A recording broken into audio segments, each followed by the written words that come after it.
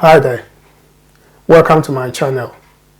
So maybe you finish your undergraduate degree and you came up with a very top grade, maybe a first class or second class. You're very smart, you're very intelligent.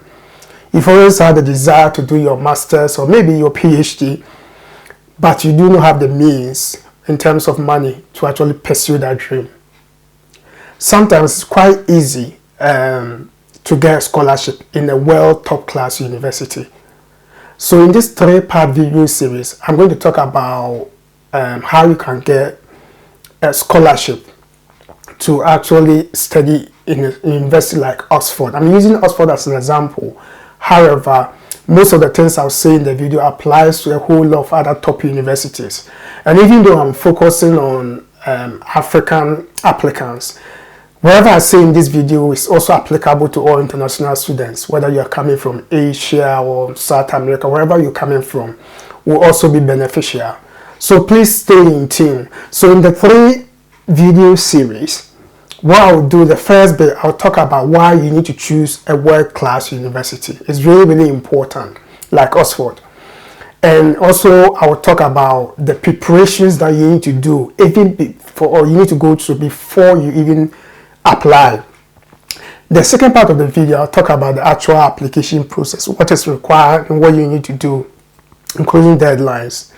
And the final bit, and the third bit of the video, I'll talk about funding and scholarships available, how you can go on the system to look at which scholarship you qualify for and which ones you could potentially get, to help you study.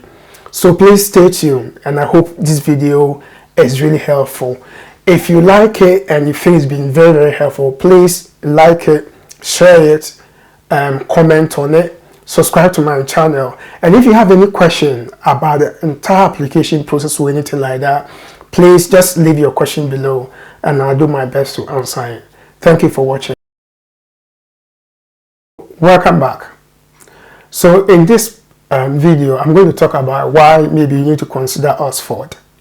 I know Oxford sounds a bit elitist, so people hear about Oxford or Cambridge or Harvard and they think that, oh, even though I'm smart and intelligent, this is not a school I can even consider. But one of the reasons why you need to consider this school is a world top university at the moment, according to the Times University ranking. And consistently they be on top, either number 1 or number 2 in the whole world. It's extremely a good school. And not only that, they produce world-class leaders everywhere, every industry, every part of the world. They produce possibly world leaders than any other university, from presidents to prime ministers to people who occupy important positions in the world. So it's a world-class university. So one of the reasons why you need to apply.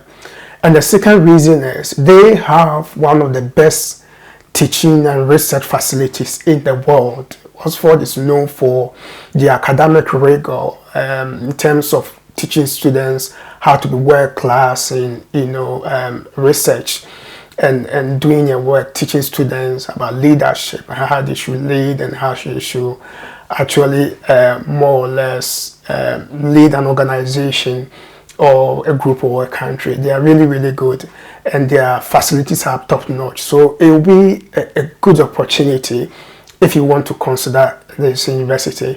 And please note that it's not just Oxford. There are a whole of other good universities, include Cambridge, includes Harvard and other universities. I'm looking at these top universities mainly because they are the top. They get a lot of funding from their alumni, from organizations. Therefore, their scholarship portfolio is huge, right? They have a lot of scholarships to actually give out to international and local students. That's why you need to consider them. And the third reason why you also need to consider Oxford is mainly the great career prospects. Once you finish school, well, because a lot of industry leaders sees and graduates from that school as top notch, you're more likely to be offered a job if you're competing with other people from other universities. So that's good. The number 4 thing is they have great alumni networking. right, where they are alumni, because obviously people leave, they get good jobs, they can link their classmates, their course-mates to job, they notify their friends and their course-mates about job opportunities in their country, in the organization in which they work with and everything, and they can give you a recommendation very easily. So it's really, really good to consider a top-notch university. And the final thing I want to talk about is they have several scholarships, many scholarships, thousands, sometimes thousands of them, really, that they offer to students. And one good thing about Oxford University is that in most cases, you do not have to put in a separate application for a scholarship, right? The scholarship is, they have various scholarships and they are grouped into, or maybe scholarship for various courses, specific courses, scholarship for various colleges. And then in subsequent video, I'll go more into detail. So they have a lot of money to actually fund students to actually study for free. Unlike maybe I would say other smaller universities who are not so much privileged of having a lot. They might have few scholarships around, but not as many as Oxford or Cambridge or Harvard or most of these top universities. Now I want to talk about preparation. Preparation is everything. Even before you apply, there are a whole lot of things that you need to do. There are timelines that you need to be aware of.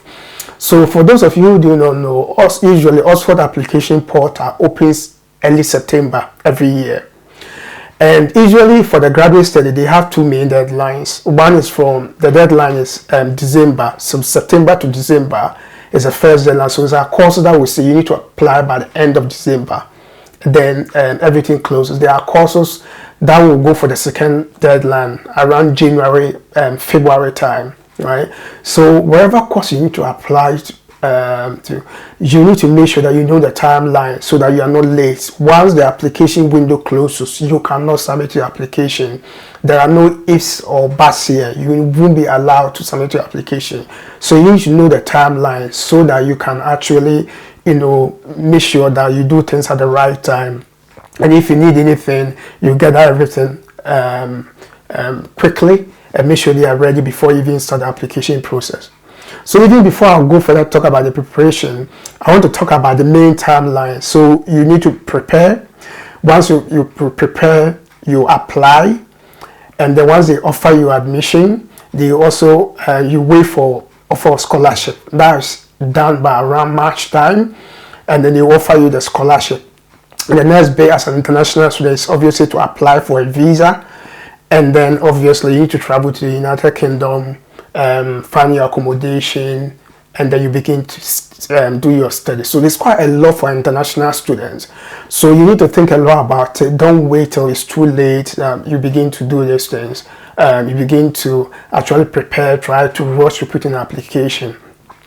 The next bit mainly is you need to gather documentation. So usually things like your certificates, right? So maybe your WASI certificate, your degree certificate, your transcript. You need all these things ready before even the application portal opens. The reason I'm saying that is I know in some African countries it could take months or weeks for somebody who requests for a transcript from their university or former university to get a transcript. So do these things way in advance. Make sure the most important documentation, your passport, these are all ready, right? Prior to the September, application portal opening time, so that you are ready to go and you can also apply. If you, for instance, you're from Ivory Coast or maybe a French-speaking country in Africa or a Portuguese-speaking country in Africa and you want to study in Oxford, your certificate needs to be translated to English. So if your certificate was issued in Portuguese, it needs to be translated to English. So you need to do all these things to make sure that they are ready before you apply. The next bit is you need to have a well-written CV. And you can go to the university website. There are good CV templates. Please don't write the CV where you're going to put your date of birth, your hometown, your mother's details on there. No, a very simple, world-class, Western, more or less CV. You need to write that. Make sure that you write everything is neat, not more than 2 pages usually, and ready, so that when the time comes, you can put in an application. And also, you need to write a personal statement or statement of purpose. This is the most important thing you can do. Don't forget that everybody they select, usually with the admission, they will say first class or second class, right? Almost everybody who applies to uni, and it's very competitive. Anyone who applies usually already have this basic qualification. And for some of the courses, you might also have to do an interview. A majority of them, you don't do interviews at all. So they're going to base everything on your personal statement. What is your vision in life? What do you plan to do with the course you want to do? How do you want to impact your community? What is your goal in terms of, your career path? Where do you want to go? And they have a template and guidance on the website. I would really recommend that you dedicate a lot of time to write this, to make sure there are no grammatical errors, there are no mistakes, it makes sense, in terms of grammar and every single thing before you even apply. That is really, really important. I also recommend that you find somebody to also read through to make sure it makes sense and all that. Maybe even three people to read through, because that is really, really important. The next bit is you need to set for which course you want to apply for, right? And this is a bit tricky. In instance, some courses have more scholarship than the others. So, for instance, if there are 4 possible courses you can do, maybe the scholarships are available and your career prospect might actually help you decide which one you should actually go for. So that's really, really important. Know what you want to go for, which course, and what are the requirements. The details are all on the graduate website. If you don't qualify for a course, you don't meet the criteria, please do not apply because it will reject you. And the next thing is, which college? Oxford, you got to be attached to a college. College maybe is more or less like a hall of residence, but that's more than the hall of residence. It can offer you accommodation. It can offer you a tutor. That's where you pay your school fees if you need to pay a fees. That's where you do majority of things. Actually, the academic side, you only go to your department to study and do that. That's it. Even your tutor who will be able to help you with your studies come from the college. So you need to know which college to apply for. In most instances, I'll talk a bit more about the college, but in most instances, for me, I will advise you to leave it blank so that you have more opportunities in terms of scholarships, right? And then the language requirement. Usually they expect you to be very good at English, or have what we call more or less a business level English, in the sense that you can confidently and properly write English, you understand English, you can communicate in English and all that. So for their requirement, if you can't do that, then you need to write an exam. However, if your school, your undergraduate was predominantly taught in English, like you're from Ghana, Nigeria, South Africa, English-speaking countries, then there's a waiver. You can write a very simple letter requesting for waiver, that they should waive that requirement, and they will waive it, right? However, if you're from maybe French-speaking country in Africa or Portuguese-speaking country in Africa, and you were not predominantly taught in English, then you need to write an exam. So the exams, there are a whole lot of them, and they will give you the chance to choose wherever you want to do English exams. So there's one called IELTS, TOEFL, Cambridge Advanced English, Cambridge Proficiency in English, Pearson PTE Academic Proficiency, Trinity Integrated Skills in English. You can write any of them, and once you pass, you need to have your certificate ready. Even before you apply, you start the whole application process. And that's what I'm saying, preparation is everything. Preparation is really, really important.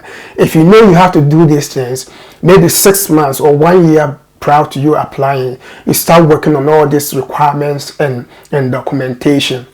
So I hope this video has been very helpful. In part 2, I will take you through the application process, how everything goes. And then in part 3, I'll talk about the scholarships. Please consider subscribing to my channel and like this video if it's been helpful.